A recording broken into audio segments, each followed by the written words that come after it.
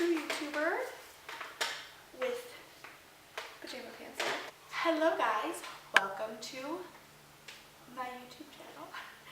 This is something I have been wanting to do for so long. The channel is going to be a little bit of like a lifestyle channel. Don't get me wrong, I am a huge fan of makeup, but I just don't want to strap myself down to just being a makeup YouTuber. I like to be a little bit of everything. So I'm going to be doing stuff like makeup, beauty, same thing kind of, cleaning, marriage, some vlogs here and there, some challenges here and there. Just kind of making this channel just a fun place to be. Just like a lifestyle channel. Nothing that's too concrete, but just fun, beauty, girly, stuff like that. So for my first video, I'm going to be doing 10 things that I would change about my wedding 1 year later. It's crazy to think about that because I got married in November 2017, so at that time I thought I had picked everything and it was perfect, it was timeless, and I would never want to change it. We're a year out from my wedding, and there are 10 things that I would have changed and or did differently.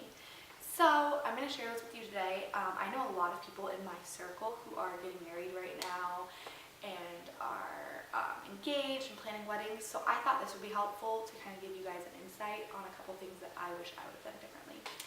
The first thing I would change about my wedding 1 year later is I would add more warm colors to our color palette of our wedding. We got married in November and our colors were blush and gold and tan and light greens, and although those are still my favorite colors ever, if I could go back, I would have added a more warm color like a burgundy or a dark green, just to tie in that like fall and winter time that we got married and kind of just give it a little bit more of a warmer, cozier feel. Whether it meant kind of incorporating those colors into the bridesmaids' dresses or incorporating some of those colors in the bouquet or the decorations, that's one thing I would do different, is to add warmer colors to our color palette for our wedding. Number 2 is I would vlog the day of the wedding and the honeymoon. I'm not talking about like being on the stage like video vlogging like the ceremony and everything, but I just mean like when I got up, I wish I was just like, hey, okay, this is what I'm doing, today's my wedding day. I don't know, does that make sense? Just vlog what was going on the day of the wedding, and even more than that, vlog our honeymoon. Alex and I had the most perfect honeymoon in the entire world. I'm convinced of that. We went to Seattle, Washington, and it was the best week of our lives. Absolutely best week of our lives, and I wish I would have vlogged more. I wish I would have vlogged in general. I took, some videos here and there, but I wish we would have just had a video of us just like simply walking down the streets of Seattle or videoing the hotels that we stayed at, just to be, always be reminded and remember that time because it was such a happy time of our lives. Alex and I, we saw snow for the first time on our honeymoon, and I wish we would have just like documented that more and just had these videos to remember more about our wedding and our honeymoon because those were the happiest days of my life. Number 3 kind of goes along with number 2. I would journal throughout the entire day of my wedding. I would, what time I woke up, this is what's going on right now, 9:30 I'm doing this, 10 o'clock I'm doing this time I started my makeup, this time I went down to get my hair done, and just like, I wish I would have journaled what was going, like the time frame of the day, because when we celebrated our 1 year a couple months ago, I would like look at the clock and I'd be like, oh, what was I doing at this time 1 year ago? Like, I wonder, was I doing my makeup? Was I getting my hair done? Like, what time did we start heading over to the venue? What time did we start taking pictures? Like, I just wish that I would have journaled and like documented it on paper each time and what I was doing. Okay, number 4, ladies, I cannot stress enough.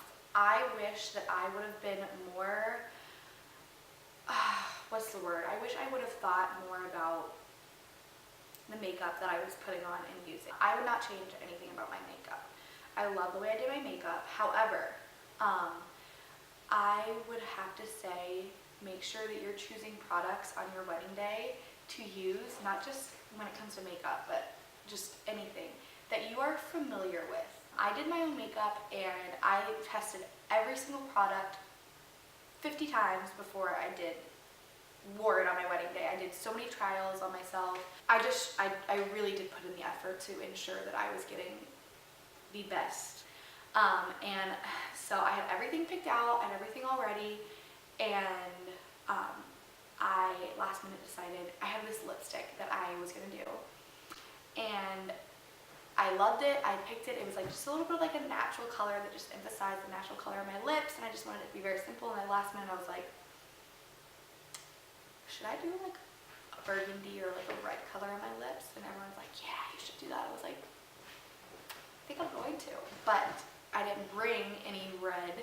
So somebody I was with, thank you so much for providing me with it. However, it was a lipstick that I just wasn't familiar with. So they gave me a red lipstick. It was like a red, like burgundy. And for what I was doing that day, getting married, it wasn't the best. There are some pictures where you can see like some lipstick. And I know that's bound to happen to a lot of people, but usually you take the precautions for it not to happen. AKA pick a lipstick that you're familiar with. I didn't think about that. I had lipstick in some of the pictures just like on my teeth, and it was just messy, and I didn't really like the way that it like sat on my lips, and it just, that's one thing I would have changed. Just like if I was gonna do a burgundy or a red, I just wish I would have done one that I was familiar with. So I wouldn't change the color that I did, I would just change the product or the brand, because it didn't work for me at all. Number 5 would be not stress the tiniest details. At my wedding, we had centerpieces on the tables, and we had mason jars that had like a little green. I'm very simple. I like things to be very simple. Not much of like too many decorations. Minimalist, I guess you would call it. So I wanted it to be very simple. So as our centerpieces, we had a mason jar with really just like 2 pieces of just like a greenery stem. I forget what kind of greenery it was. Just like sticking out of it, and like a bunch of like lit candles around it. And I remember a couple weeks before the wedding, my parents and I were like going crazy because we were trying to decide, do we want to put this much water into the jar, the mason jar, with the stems, or do we want to do it without water? Can you please? And when I tell you we like went back and forth about this, we like set it up on the table, we'd get like a tablecloth, we put it on there, and we like made it, okay, let's pour a little bit of water in it. We pour like a little bit of water and see what it looked like. Then we like, okay, let's pour it out and see what it looks like now. And it was just like the tiniest little detail that was just, honestly, I don't even remember what we ended up doing. I don't even remember if we ended up putting water in the jar or not. I think we did. I can go back and look at pictures, but I think we did end up putting, and again, it was like the tiniest amount of water.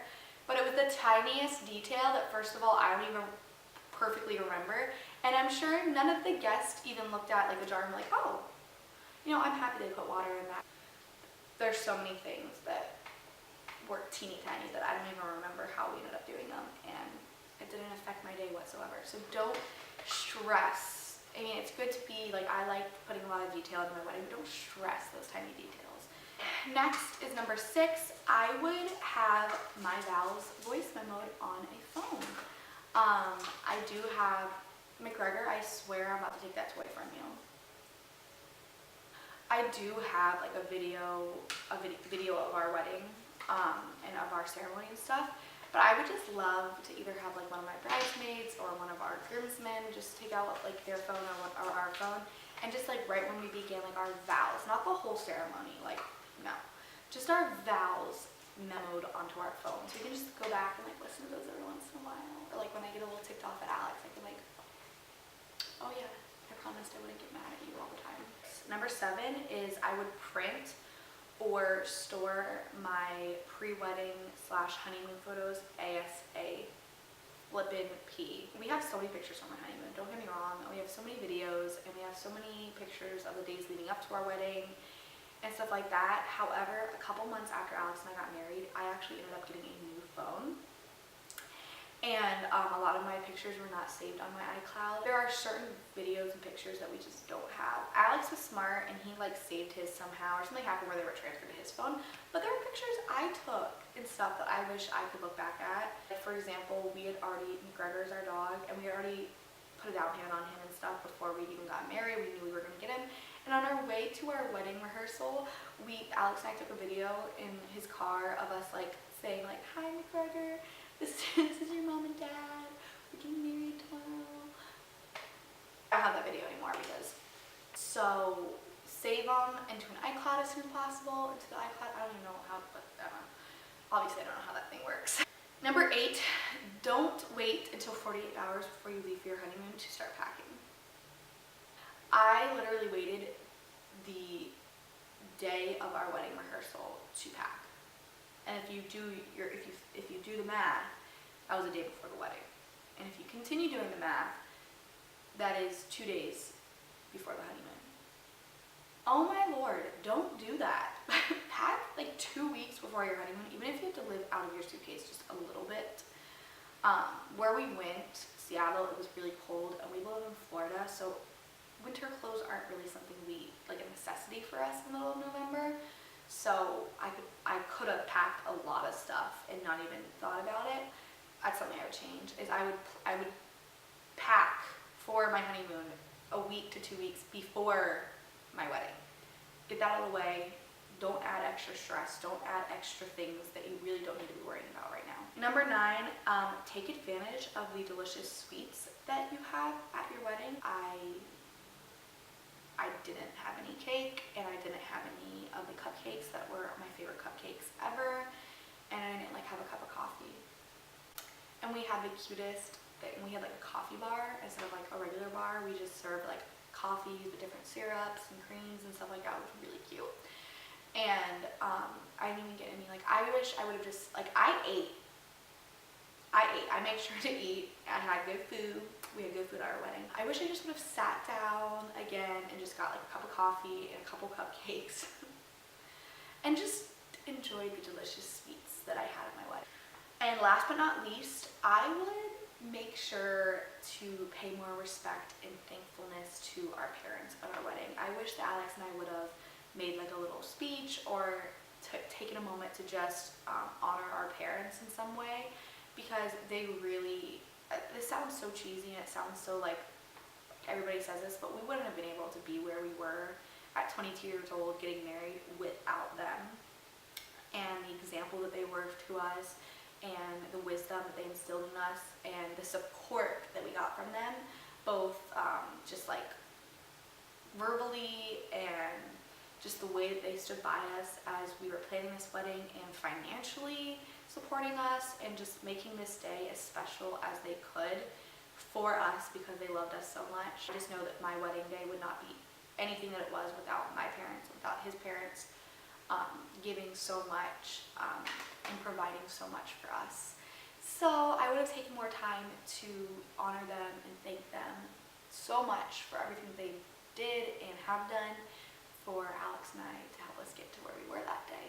So there you have it. That is 10 things I would change about my wedding day 1 year later. I hope you guys sincerely enjoyed this video, and if you are a bride-to-be, congratulations. I am hoping the best for you, and I know your day will be absolutely beautiful.